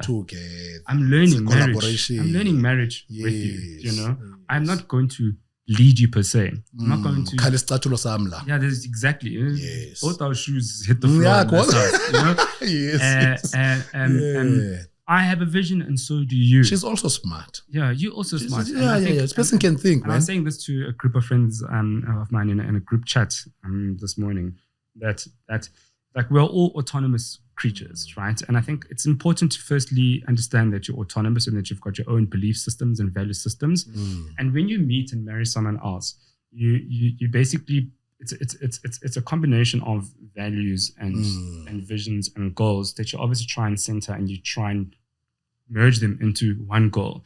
So my ideas, my values, my principles are no better than what yours are. And also, again, growing up in households where we've seen men make decisions, there have been lots of failed decisions and failed mistakes. I mean, especially, and again, let me take this back to me. I must always remember to take this back to me.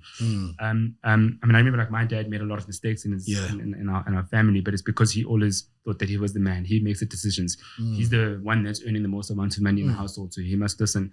And he made so many mistakes. And then my mom would always come back and be like, but I told you so. You should have listened to me. You should have this. You shouldn't have diminished my opinion and diminished me just because I'm a woman, just because I earn less. And for me, again, in defining what my marriage is, this is how I'm going to do my partner things. is equal. We both decide things together. Yes, and it's also important to humble yourself and be like, you know what? I'm a man. I want to be right. Yes. I want to lead. But you know what? Baby, you take the reins on this one. You lead. Sure. Let me follow you. I think, we do things the same way. So it's a constant push and pull. Yes. And I do not think that a household has to be led and governed by a man. And obviously, traditionally, and naturally, there will be things there will that be men things. do there will that be women things. don't Yes. do. There will be things that women do that men don't do. Yes. You know, again, it's nice to receive a meal on a tray and whatever the case may be, but it does not mean that maybe that is your role to cook for the household. I also want people to cook and So I think it's important. Sorry if it feels like I'm just saying a lot, but I think it's important to form and create a definition of what marriage is with the person that you're about to marry, because at the end of the day, it is your marriage. This is only the two of you. When you guys should be telling you how you're supposed to be living with this person for 20 years, 40 years. And do not be ashamed of whatever you and your partner agree to. So now if Imano has agreed that there's no one house, there's no one a person that leads this household, we lead together. When you go out in the streets and we're sitting with our friends and people are like, my wife does this, and Dumelo now it's his turn to talk, and Dumelo says, no, me and my wife, we make decisions together. Don't be ashamed. Yeah, don't be ashamed. Because now, also in doing so, you're imparting knowledge into other people to say, guys, there's more than one way of doing this thing. No. Yeah. Even with me, man, I think I do things the same way. I collaborate with my wife. Because remember, if you watch my solo episodes, I did highlight in the beginning that I come from a broken background. So I didn't have a father.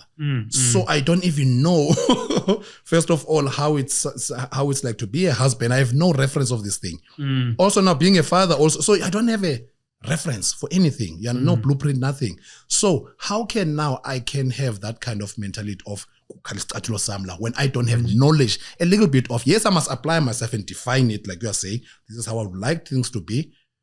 But it helps to also have that foundation of whether it's good or bad, then you can work around that. Yeah. So I came zero blank. I was born as Anele, and then boom. Okay, now Anele wants to have a family. Then I had my family, my wife.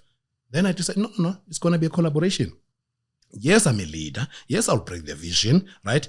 I'll bring the vision, not execute it without consulting with her. You get what I'm saying? But it's also important to realize that she also has a vision. She also has a leader, and she can lead in different ways. That is why also, I think also that is why, yes, because we must not sideline.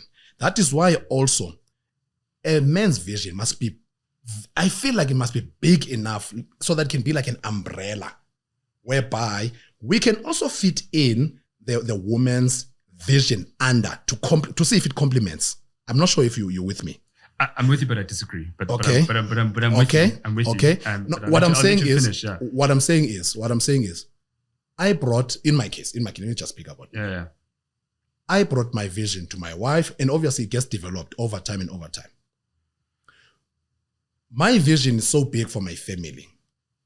It increases its legacy, my family's legacy, over time. But I don't feel like my wife feels trapped within this setup.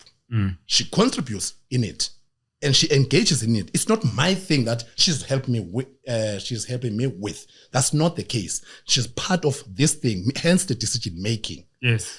Now, she's also, when I say umbrella, big enough to accommodate both of us. This is our thing, remember. We're doing this thing together. It's not me helping me with my thing. No. It's our thing. We are also benefiting, both of us, financially from it, right? Sharp. So then also, she's able to do her stuff. She's able to be herself and do her legal things on the side. So she's not like when they say helpmate. Because I think because they want to be independent, no. They feel like they're going to be trapped now. I'm supposed to be a helpmate, and then what about me? No, you can still push your thing. Yes, you are here to help this man build this thing, empire thing, but you are able, that's why he must be so big there, so that naye akhona fit in somewhere somehow akwazi kwezinto zakhe. You understand? That's what I'm trying to say, basically. Yeah. And I hear you. And I guess like if I were to stick to the use of your analogy of having your umbrella, your vision is big enough for a family. I'm not like disagreeing and saying that is like the wrong way of doing it. Yeah. I believe that I have an umbrella. Yeah. And my wife has an umbrella. Okay. And there's a vision and a dream that sits underneath me, and the vision and the dream that sits underneath her. When you combine the two umbrellas, now there's joint cover where everything because now we've combined everything. The area that surrounds us both. Yes, there's a big shade. Encompasses both of our vision and our goals. Yes. And I think it's also driven by the fact that like both me and my wife, like we are both like hard working, we're both driven, we both have goals, we both achieve this. Like we're both like hard workers. And for me it's because we we want to be a power couple. Sure. and want to be a power couple, and you want to have a powerhouse. Yes. And to be a power couple and powerhouse, you need both entities within that household to excel. Yes. Versus having one that does the excelling and then one that forms part of that. And yes, like you support that person. Yes. Because obviously it's impossible for that one person to be the power of the household without support. But I think for me, specifically what I want and what we have discussed for each other is that we both understand that as individuals, we both have a responsibility to be as great as we are, so that when we come together, we just exponentially multiply the benefits of what will come from both of our efforts. Don't you think now, I understand fully, there's different ways of doing it, which is what you are saying. It's also right. How would I say? Okay, sharp. Now, I could be called a danger of, now she's a single entity doing her thing, excelling now and don't. Akumelanga mhlawumbe ngoku nibe careful also ukuthi ezinto zenu zingani drift apart. Yes, that's correct. So you see that there's also that possibility of it's constant consultation. It's constant reliance. It's constantly saying, "Hey, listen, babe, this is what I want to pursue. What do you think?" And then she'll be like, "Oh, I think you should pursue that." And I think something that like me and my wife are realizing now is that we're understanding that when the spaces that you go to, the people that you engage with, the networks that you hold as an individual, start thinking about how can I factor in my person into this thing. Yes. You know, like, so for example, like she went to, I forgot what it's called. I think it's called Stream Africa, but she went to this 1 week conference. And again, like I go to a lot of conferences as well. Yes. So she went to this conference and she got, ignited so much, and she experienced so many things. And like she came back, she was like, "Sheepers, you should have been there." Like, I was having this conversation about this and about this and about that. And I told them that, "Oh no, my husband does this." And similarly with me, when I go to places, I listen to people say, I'm like, "Hey, listen, I got this contact for you." And then like now all of a sudden we're sharing contact. And so for me, it's like understanding that like we will never drift apart because we're doing things in isolation. We're not in isolation. We do things together, but we do know that we need that individuality to be able to pursue things. And then we're constantly bolting onto each other. As long as you guys communicate, you are sync. You're in sync. Yeah, as long as what we need and what we want. Yes, as long as, and it complements each other. You know, like, and again, like my wife, she also has so many ventures. She has podcasts, she does events, she's an owner of like a number of platforms as well. And there's no single platform or thing that she's done where she has not consulted me. There's no single thing where I've not advised her. And vice versa with the things that I do. I'll also be like, "Oh, you know what? There's this thing that I'm thinking about doing." And she knows that, no, do it. This is how I'll support you in doing it. I think what we can take from everything you've just said and everything I've just said, as long as you guys are pouring into each other. Yes. As long as, if we can just conclude that point, as long as this person is pouring into you, is not an energy drainer. You guys are supporting each other's dreams and what, then you match them like you were saying, blah, blah, blah. But the most important thing for me, as long as you get someone who's supporting your dreams, of course, also who's not competing with you. Yes. Yes. You see, that's another one. Yes. Don't be in competition with each other. You're a driven Tumelo, she's a driven spouse. You said it, these entities, but now it shouldn't be a competition. It's not, remember that constant competition. Baby, remember why we are doing this. You see, you need to connect from time to time. So no competition, 1. 2, as long as you are pouring into each other. Correct. It's exactly that. It's exactly that. You understand? We need to, you understand? Because that's why I asked you that question of what about now moving away? No, because competition can do that. Yeah, I want to be greater than you. I want to, you understand? Okay, sharp. Because we're going to run out of time, I just want to move a little bit faster. Okay. We've got maybe about 10 minutes maybe. So let's say maybe failure, Joe. Is failure part of success? And why?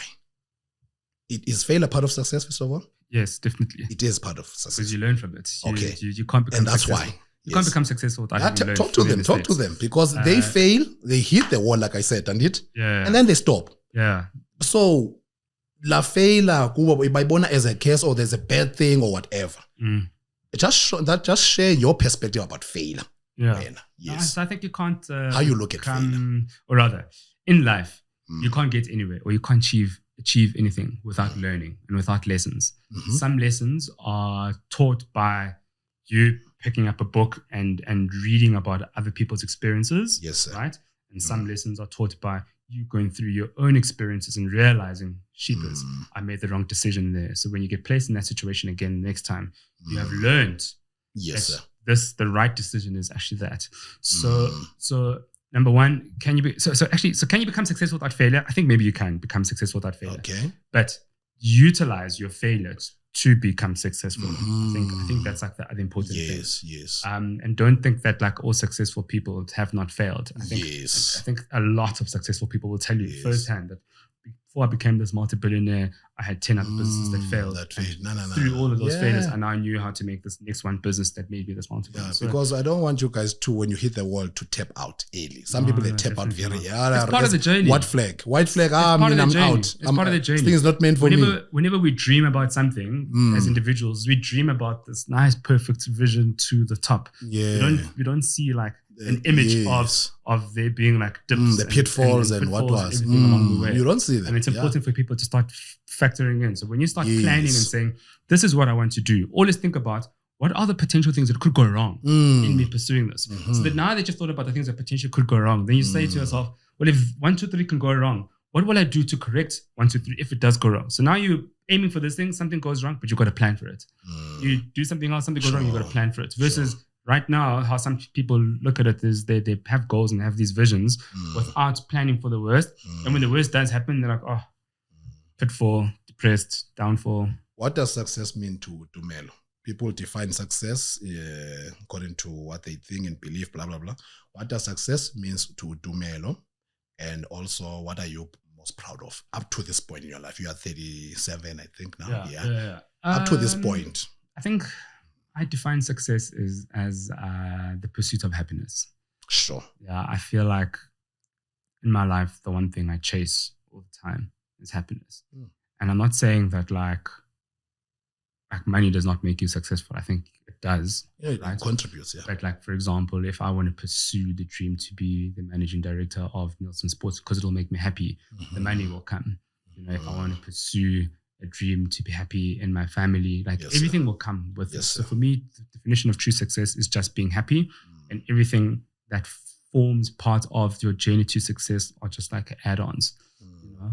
And until I can sit down and say, do you know what, I'm fully fulfilled, I'm completely happy with the things that I've done, the things I've experienced, what I've imparted into my life, into other people's life, you know, I don't think I'll ever be successful. And hence, it's probably why I keep striving for more every time I reach anywhere. Sure, man. And then you mentioned that you're a keynote speaker. Which platforms did you engage in? So me being a keynote speaker actually stems from me being the managing director of Nielsen Sports South Africa. Okay. So just to touch on that slightly. So Nielsen Sports South Africa is actually it's a sports research business. We predominantly work within the business of sports. Okay. So helping a lot of like teams, well, we call them rights holders, but helping a lot of teams in the country. So like your football clubs, your Kaizer Chiefs, Pirates, Sundowns, Cricket South Africa, SA Rugby, etc. Okay. We'll help them define the value that they're offering from a return on investments to their sponsor, and we measure them and we give them research, insights, what do fans want, what fans don't want. We consult, we give them all these strategic vision and principles to help them basically maximize the sponsorship portfolio with all the sponsors. So me being a keynote speaker actually stemmed from that. So a lot of people in the industry were like, yo, Dimado, you sit on a plethora of data and insights. Come share your insights on this. Come share your insights on that. Tell us a lot more about this. And then you then get invited to a lot of stages, lots of conferences, where you speak about all the information you know when things happen in the market and in the industry, and there's a bit of a shift. So you get introduced. So I've sat on quite a number of discussions and panels. So like I've been part of like the Boxing Symposium. I host my own annual Nielsen Sports breakfast events where I share global trends and South African trends.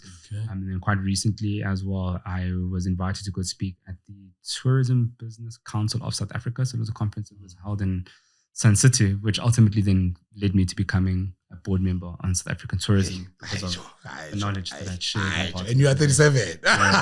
You're sure? I mean, let's test it. You guys look money. Let's joke it. I'm like, man, this is a great he's a great guy. He's a great, well achieved, can articulate. He hasn't jongile, man. And I told my wife, the reason I started this show, man. was not just to impart the legal wisdom that I have, was also to learn. Because for the most part of my life, I didn't have an opportunity to have a mentor, people I look up to, go for an advice, help shape this legal dream of that was not even clear as, I didn't have that, So I've gotten to a point whereby, yes, no, I still have the dreams are still clear and what. But I as much as so what did I do? If you want to impact the world, be the solution of this thing that you wished you had. You told me how to define your marriage was the lack of, you decided, I'm not going to do this way, I'm going to do. So what was this? I'm going to change it here. No. So this is why I decided to do this show, to be a groot man of that little boy, that young upcoming boy, who comes from the same background as me. Well, the younger you, right? The younger me. The 5-year-old you or the 10-year-old you. The younger me. Yeah. Even older people, sometimes, But just to be that, what I wished I had, be the solution. This is how I'm impacting the world, you understand? But now, even Uta is, it doesn't mean, guys, I always say this, disclaimer, it doesn't mean I have figured things out. No, up until this point, you understand? But at this point, I have also. You understand? People like, I'm listening to you, I'm like, I need people like you now at this point. Who are you say when I call about how you serious? I'm like, these are the types of people that I've created a room for, because I've had to lose the day one friends at some point. People, when I started to become successful, they were like, they didn't see this for me. Then they started competing with me. You see what I'm saying? So then I had to get rid of that toxic energy. Not to say, I think I'm better. No, you have to choose your people, right? We've been saying it. But now, I'm not lonely. I'm not saying I'm lonely. I've got a few friends, right, who are meaningful to me, just like you. But I'm saying I'm at a point in my life, like, okay, yeah, me and my wife were doing our thing. But now I feel like this show is going to bring me relationships that, that I need in terms of, okay, I need advisors, maybe, what to do with this. I know what to do with it, but now show me other, things. You can also do this with this. You can also add this to this. No. You get what I'm saying? I don't want to rely on myself only. Yes, I have God. I know that. Yes, maybe it's enough. But I just want to be surrounded with these smart people, man. These same qualities, Joe. Do you get what I'm saying? Yeah, so can I add to Do you get what I'm saying? Can I add to that? Yeah. I've toyed a lot around with that as well. Like I want mentors and I want advisors. And I think what I personally try to strive for was not to have an advisor. So not have someone say, Dumelo, this is what you should do. Yeah. But rather have someone to say, okay, Dumelo, I hear your issue. I hear your concern. Yeah. Let me give you my experience, something similar. Yes. This is what I did. Because that way you gain perspective. So essentially what I'm trying to say is, try not to strive for advisors, but try and strive for people that give you perspective. Yes. However you put it. Yeah. Whenever you put this right, whenever you can articulate nicely. So that way also. You understand what I'm saying? I just don't want, I'm tired now. I'm getting to a point where man. I wish I can hear something, a different voice. I just want to hear a different voice. I just want to be, even if you're not advising me, this is how you do it, but just hear you talking, just listening to you. Because I'm listening to you and I'm like, hey man, you are just broadening my mind. You're just stretching me. You understand? You're stretching my brain. I want that now. This is at the level now. I want to challenge myself. You see, you get what I'm saying when I do it. Yeah, so I just want this type of company now. You get what I'm saying? But I'm getting there. God is going to bring those people because I've created the room. Yeah. You have to create the room, guys. The people that you need, not the one that you want, you're busy chasing who are not adding value. There's the ones that you need, right? That are going to contribute, which is you handpick nicely, right?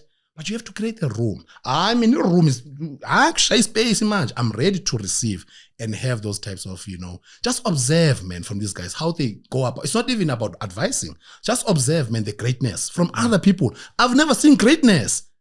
I want to see greatness here now. Here. Talk to this greatness. That's what I'm talking about, bro. I am great myself. But me, I'm not this. I'm not King Kong. I don't beat my own drum. Hence, I'm here helping other people. But I also want to observe. Guys, I want to fit in. You fit in from me, when. You are busy feeding. I don't mind. I'm here for you. Don't worry. I'm going to be here for as long as God wants me to do this. Ne? But now I'm going to somewhere. You get what I'm saying? But you get what I'm saying? Yeah. I just want to be motivated now. No, of course. Yeah. Of course. I must pour from a full cup to me. And it? Yeah. I must pour from a full cup. Yeah, but no, then it's even the content that may be broader and, more creative, more. I know a lot of this information, this wisdom, but now here comes Tumelo who talks about certain things. Then I'm like, and then how does this relate to what I'm doing? You get now what I'm saying? Yeah. Yeah. Something like that. But guys, I was just saying, side note for myself. But guys, I think we've come to the end of our talk. You told me. Why? I was about to say it. You told me you're a talker. When I was like, what this guy? Don't look at me like that. I gave you 2 hours. You arrived late. You the one who arrived late. I gave you 2 hours. But thank you, man. I would like to take this time. First of all, before I forget, let me get your gift. Get your gift because, guys, hey, every time I invite a guest, I want to give them this a gift from the podcast, something to say thank you for, embracing our, invitation and our show and all that stuff. So that's why I want to keep it here. But let me, said a mouthful there. I'm still trying to catch my breath. Yeah, mouth day is so dry. So, man, thank you so much, Mfetu. You didn't have to do this. Right, but this is how God works, and I hope Utiko, will bless you abundantly for your contribution in my show. We don't even know each other, but now we know each other. Whatever, maybe if it is something can talking about developing something that can develop out of this. Don't know if we must just talk about it off camera, on camera. On camera, it's fine. Sharp. I would like us to do a collaboration because here I was now. Buying the rugs, your mates, boom, boom, boom, boom. Is it someone different who's handling your social media? It's someone different, It's not you. No, it is someone me. else. It is you. Yeah. So you know what I'm gonna say. Because you come there, it's like, you're someone else, and then you give me this because now, okay, yes, what happened? I like having like. Listen, I like showing that there's a team of people working. You know where I'm going with this. Yeah. You know what I'm going. So, me and my wife, now we're talking, right? So it's funny how things work, man. So now, here I am. I bought the carpets and what. Starting the podcast. Sharp, we bought things for the podcast, the rest for the podcast. So now we are thinking with my wife, okay, when we reach milestones like 1,000 subscribers, 10,000 subscribers, okay, then maybe we can have stuff that, brand them, whatever it is, right? So now I'm like, how about, this is unique. How about the rugs? We make the podcast rugs, right? Different sizes, like you are selling them. And then me and you, we collaborate. This is me talking to my wife. And I think I said it to you. Yeah, obviously to you. Yeah, you did. I did raise it. Yeah, you said when you reach 10,000 subscribers. Something like that, ne? Yeah. So what do you think about that? Say it on camera. How is it? We're open to doing collaborations and helping one another wherever we can. So let's chase that target, let's chase that goal, and let's see what we can do. Guys, subscribe. Let's get to 10,000. I don't normally say this, subscribe, but subscribe. You must say let's subscribe. Get to. Let's have a link that pops up here. Yeah. No, they see that. They see that. But lastly, man, I would like to give you this little gift as a token of our appreciation. I know it will fit you, but just looking at you, your frame, it's a large, so it should be fine. So I want to hand it over to you. Awesome. Let our yeah. Let them see it's a nice thing. Yeah, thank you, man. Great honor being here. Thank you. Yeah, man. Thank you so much, man. Me. Man. Appreciate and I enjoyed engaging with you. Yeah. And Joe, you did say the time will fly. I told you. Maybe I can come for part 2. Again, speaking about collaboration, helping each other. I'm more than happy and willing to come and be featured again at any other points if you feel there's a need for it. So you see why I love this guy already. You see, I told you. He's willing. He's already telling me he's willing to come back. And man, we'll talk about it whenever. Yeah, we can do it. We can make it happen. Yeah, man. Awesome. Thank you, guys. And guys, we've come to the end of our session now, and I hope you've learned a lot today. Hence I was saying in the end, as in Funu Sarano Abanda saw. Nam uta is self. I also need to, get inspired and motivated. Then I come back and bring it back to you. You see, paying it forward. I have to get it somewhere So you understand. So guys, I hope this is the end of our session today. I hope you enjoyed the session here today, and I hope you guys don't just watch these episodes, man. Take these gems. I always say, don't just watch the episode, get hyped. Don't. And then let it fizzle out. Whatever you picked up, you can relate to, you feel what it. No, man. Oh, this is how you look at things. Oh, this is how you do it. Oh, this is how you take it and act immediately. Start thinking around this thing. Start acting. I want people of action. Then now, when things have popped up, you come back to the comments and now you testify. You go to, because of such and such episode, what was said by Utumelo, our guest, when he said 1, 2, 3, I went and applied what he said. And then things started to change around. And then this is how he helped me. This is how the show is helping, basically. Yeah. You understand? This is the whole purpose of doing this, right? So, yeah, man, without saying much, let's meet, man, in the next episode, guys. From nothing to something, baby. Let's get it.